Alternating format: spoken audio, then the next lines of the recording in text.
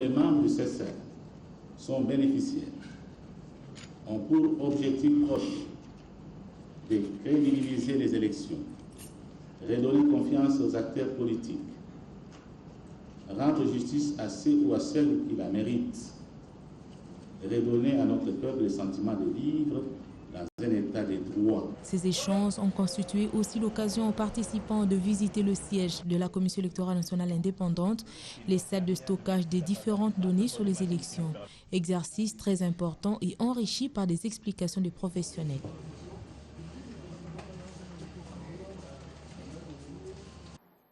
Ces élections attendues, de même que la vague de libération des prisonniers, ne laissent pas insensible la mission de l'Organisation des Nations Unies pour la stabilisation au Congo. La MONUSCO promet de soutenir les démarches. La MONUSCO salue le processus d'amnistie tout en soulignant qu'elle n'est qu'au début et qu'elle devrait se poursuivre. Martin Kobler a également échangé avec la presse ce mercredi sur les prochains scrutins qui devront se dérouler en tenant compte des principes électoraux. La mission onusienne, elle, interviendra sous 3 angles, à savoir les bons offices, l'assistance technique et l'appui logistique. C'est ce qu'on appelle bons offices. Ça ne veut dire pas de remplacer quelqu'un, c'est d'assister, de soutenir et d'essayer ensemble avec vous, avec les forces politiques, d'avancer le processus électoral. Deuxièmement, c'est l'assistance technique. Alors, c'est très très important. Troisième piste, c'est la logistique. C'est très difficile dans ce pays, mais on peut le résoudre. Autre question soulevée, c'est la situation sécuritaire à l'est du pays, précisément sur la probabilité d'invasion de la RDC via l'Ouganda. La MONUSCO reconnaît avoir échangé avec les autorités ougandaises sur ce fait. Nous avons rencontré les autorités militaires ougandaises, nous sommes partis en Barara, nous avons rencontré le commandant de la région militaire de Barara qui est frontalière avec la République démocratique du Congo. Nous sommes ensuite allés au camp de Bianga où nous avons rencontré les officiers des faits de ex-M23 ainsi que leurs hommes de troupe. Nous avons échangé avec eux et à la suite de cela, les autorités ougandaises nous ont demandé de mettre en place un processus pour que ces éléments-là puissent être rapatriés en RDC et bénéficier de la loi d'amnistie.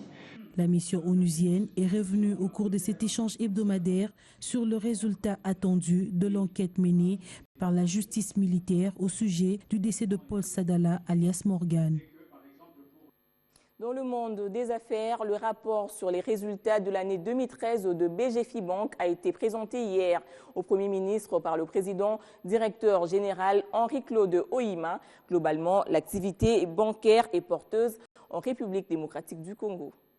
Notre délégation effectivement a rencontré M. le Premier ministre pour lui parler de nos résultats en 2013 et de lui faire part de nos ambitions pour la République démocratique du Congo, au niveau de notre stratégie et de développement que nous souhaitons faire dans ce pays.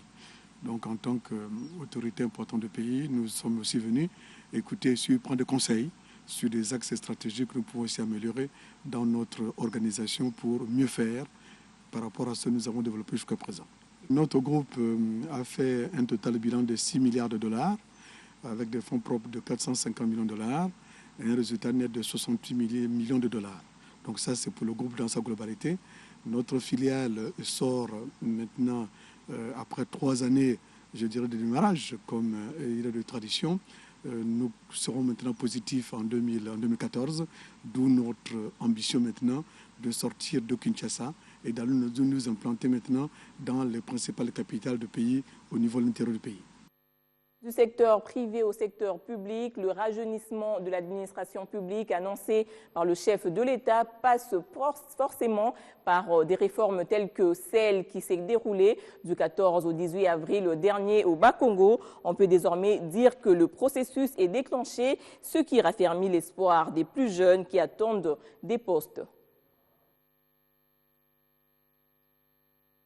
Avec plus de 50% d'agents éligibles à la retraite, l'administration publique de la République démocratique du Congo a besoin d'une cure de rajeunissement. C'est ce qui a expliqué le déplacement de Mbanza-Ngungu à 150 km de Kinshasa de l'équipe du projet de réforme et rajeunissement de l'administration publique du 14 au 18 avril sur la planification des activités sur l'année.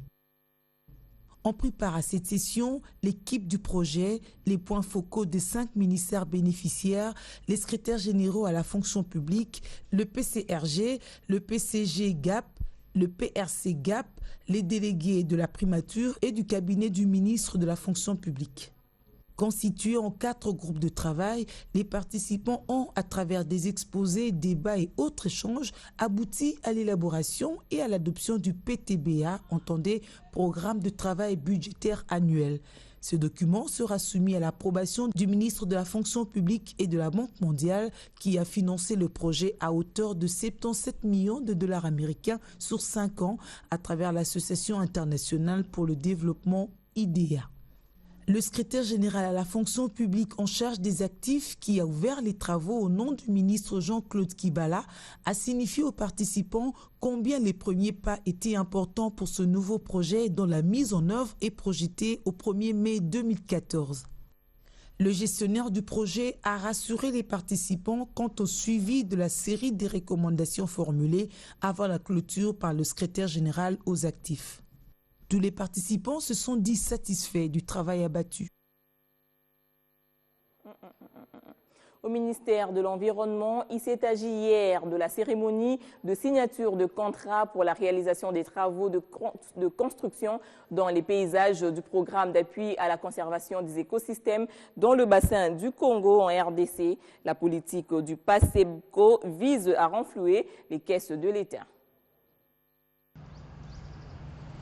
La préservation de la nature est vitale. Sa conservation sauve non seulement les humains, mais aussi la diversité biologique, tout en palliant la crise climatique. Pour y répondre, le programme d'appui à la conservation des écosystèmes du bassin du Congo a été mis en place, programme qui constitue un remède aux préoccupations de tous les gouvernements qui s'attellent à la valorisation de la nature par sa conservation et préservation. D'où le choix sur l'approche des paysages, dont 4 sur les 6 retenus de 12 se retrouvent en RDC. C'est ce mercredi qu'était faite la présentation des entrepreneurs et signature des contrats pour la réalisation des travaux de construction dans les paysages du PACEPCO en RDC, cérémonie présidée par le secrétaire général de l'Environnement, représentant le ministre de l'Environnement, Conservation de la Nature et Tourisme. Ce programme vise à faire le lien entre les communautés et les décideurs. Et ce lien, c'est à travers des antennes multifonctionnelles qui seraient des instruments, des outils sur lesquels les communautés vont se baser, tant pour leur croissance en capacité que pour leur croissance économique en termes de ressources qu'elles pourraient générer à partir des micro-projets qui seraient exécutés au niveau de la base. Le respect des clauses pour la qualité des ouvrages fait partie des défis à relever. Pour les antennes multifonctionnelles, les travaux ne vont pas durer plus de 6 mois. Pour les centres écologiques, 12 mois, c'est le délai maximum de réalisation de ces centres écologiques. Donc, nous allons réellement travailler pour que le ministère, les services provinciaux et les antennes du PACEPCO au niveau du terrain se mettent ensemble pour suivre le chronogramme qui serait accordé, accepté par les entreprises et le gouvernement. La BAD, la CEAC, la COMIFAC s'associe au ministère de l'Environnement, Conservation de la Nature et Tourisme pour la réussite totale de ce projet, mis en œuvre il y a 4 ans. Santé animale, la planète célèbre aujourd'hui la journée des animaux au laboratoire, un enfermement sur lequel un médecin vétérinaire apporte des précisions de la façon de traiter ces bêtes dans la modération et la rationalité. On ne doit pas maltraiter des cobayes ni les tuer sans raison. Je pense que c'est une journée importante parce qu'elle rappelle que l'utilisation de l'animal en laboratoire a ses justifications, mais qu'il faut éviter de sombrer dans des excès qui imposeraient des souffrances inutiles dans le cadre d'expériences qui n'apporteraient pas de réponse formelle, alors qu'il y aurait des moyens de recherche en utilisant par exemple des cultures cellulaires qui pourraient donner des résultats semblables et qui n'infligeraient de souffrance à personne. Dans la recherche expérimentale sur les animaux, on utilise des gammes assez larges d'animaux qui vont de la souris en passant par le kobe, le lapin, le rat, et on a même fait des sélections de races de ces animaux qui correspondent génétiquement exactement à un terrain bien connu de façon à ce qu'on puisse faire des mesures précises sur l'efficacité ou l'effet d'un produit qui serait injecté à l'animal. On a toujours en stock des animaux qui sont prêts pour faire des expérimentations, soit par exemple, dans le cas des singes et des chimpanzés, c'est la proximité avec l'humain et qui fait que ces animaux sont recherchés. Mais là, il y a un autre problème qui se pose, c'est qu'on va les chercher où ? On va les puiser en général dans les réserves de la nature. Et là, ça donne lieu à d'autres problèmes parce qu'on dépeuple la nature pour trouver des animaux qui vont finir en laboratoire et qui n'auront pas nécessairement une vie très heureuse. Propos recueillis par Bibi Ngoua. Quant aux femmes politiques, elles sont en pleine formation sur les technologies de l'information et de la communication au cercle de Kinshasa, dispensées par l'ONG américaine National Democratic Institute. Grâce à ces enseignements, elles auront le loisir de rester en contact permanent avec leur base électorale. Les nouvelles technologies de l'information et de la communication, une grande opportunité et outil efficace que la femme politique doit maîtriser pour se rendre de plus en plus visible et compétitive. C'est dans cette philosophie du renforcement de la participation des femmes au sein des partis politiques que le National Democratic Institute ouvre la session accélérée des maîtrises des stratégies de communication à l'intention des femmes politiques de la RDC. Les médias, l'Internet et autres supports de communication sont appelés à donner une image positive de la femme politique congolaise en relayant les actions et les idées qui promeuvent les droits humains et le développement. La femme politique est celle qui milite pour la dignité de l'être humain, pour la cessation des antivaleurs. Elle est celle qui soutient les réformes fondamentales que mène le gouvernement de la République. Je voudrais citer ici la révision du Code de la famille en cours. Cette formation vise aussi à impacter l'image de la femme politique au sein de sa base. Au cours de cette cérémonie d'ouverture, un film documentaire sur la journée de la femme et la place de la femme politique dans la société a suscité un débat très enrichissant. Il faudrait que les actions posées par les femmes sur le plan politique ou dans les institutions du pays soient répercutées au niveau de la base, de façon à ce qu'il y ait un impact réel sur la population et sur le pays. Les NDI est une ONG internationale qui œuvre pour le renforcement et le développement de la démocratie à travers le monde, se donne comme ambition de pousser les femmes congolaises à être réellement incontournables dans la gestion de la chose publique. Coup d'œil dans la presse à travers les lignes, programme Tommy Kotissa. La prospérité était présente lors de la signature du protocole d'accord entre le MLC et le NDI-USAID. Avec le MLC, NDI s'est engagé à évaluer les activités du parti, à savoir ses points forts, ses points faibles, son organisation, son fonctionnement et sa communication.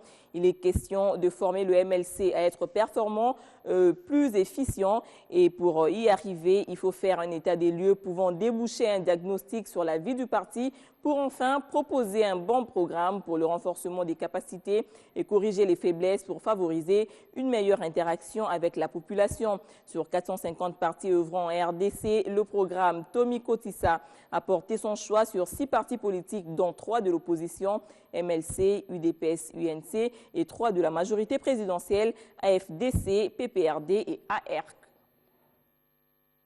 L'éveil signale que la Belgique vend ses propriétés de la RDC et que la Belgique s'apprête à entamer en principe en juillet prochain la construction d'une nouvelle chancellerie à Kinshasa qui abritera les diplomates belges et néerlandais. On l'annonce au croisement des avenues 24 novembre et le boulevard du 30 juin. Et puis, sport, play-off de la Ligue nationale de football. Après la chute inattendue contre Mazembe, l'entraîneur V-Club revient sur les raisons de cette défaite. Puis, Florent Ikwange nous parle de son prochain match contre Sangabalende dimanche au stade Père Raphaël de la Queutule en deuxième journée. On justifie ça par le fait qu'on a effectué une belle première mi-temps. Et on a sombré en deuxième face à une très belle équipe de Mazembe. Donc c'est un accident de parcours. Je pense que cette défaite est plutôt un mal nécessaire. Il faut le prendre comme ça et continuer à travailler. Et on s'améliorera. Quant au fait de jouer contre Sangabalende, ça ne sera pas un match de club ça sera un match de club contre Sangabalende, non pas Florent Ibenge contre Médard Loussalis. Ce sont des matchs différents. Et on ne va pas aller la faire au fusil. C'est un match qu'on va préparer sérieusement. Et puis terminons avec cette note en littérature. La RDC défend bien sa position du plan grand francophone au monde. On en veut pour preuve sa publication de livres par année qui s'élève à 100 et 200 ouvrages par année. Pourtant, le pays manque une politique nationale du livre. La question a été abordée au cours d'une conférence débat tenue à la Halle de la Gombe. La RDC serait classée en bonne place sur la scène internationale quant à la publication des livres par année, soit 100 à 200 par an. Paradoxalement, le pays manquerait d'une politique nationale du livre qui pourrait d'ailleurs la booster davantage. Il y a eu un moment où on a pensé que le livre allait être à genoux par rapport à la prolifération des livres électroniques, mais ça fait une vingtaine d'années que ces technologies sont venues en cascade et que le livre a survécu. À l'université de Kinshasa, par exemple, le constat fait serait que les étudiants fréquenteraient moins la bibliothèque et ceux qui y vont sont pour la plupart en phase terminale dans les préparatifs de travail de fin de cycle. Aujourd'hui et en ce moment, il est temps que nous ayons une politique nationale du livre. Dès que nous avons une telle politique, on la met en place, nous allons résoudre tous les problèmes qui se posent, notamment les problèmes en rapport avec la culture de la lecture dont on parle tant. Grâce à la politique nationale du livre, nous allons résoudre ce problème, comme nous allons résoudre ou faciliter non seulement la production, augmenter la quantité de livres que nous produisons, mais faciliter la circulation du livre. Quant à l'apparition des nouvelles technologies de l'information et de la technologie, avec la lecture online, le livre ne serait pas en danger. J'ai lancé un appel à nos apprenants qui écrivent des travaux de fin de cycle, qui écrivent des mémoires, pour que nous puissions faire les statistiques dans les milieux universitaires, publics comme privés, pour savoir si vraiment les étudiants lisent. Parce que si l'université de Kinshasa, qui est la première de toutes les universités de notre pays, les constats est si amer, quel est ce constat dans les autres universités de la ville de Kinshasa d'abord et au pays? Il s'est toutefois de noter qu'après l'indépendance, le pays disposait de 432 bibliothèques et qu'en 1997, le pays se retrouvait avec seulement 7 bibliothèques, ce qui devrait à coup sûr relancer le débat sur la politique nationale du livre. Reportage signé Steve Mboui. Fin de ce journal. Merci de rester branché sur B1 Télévision.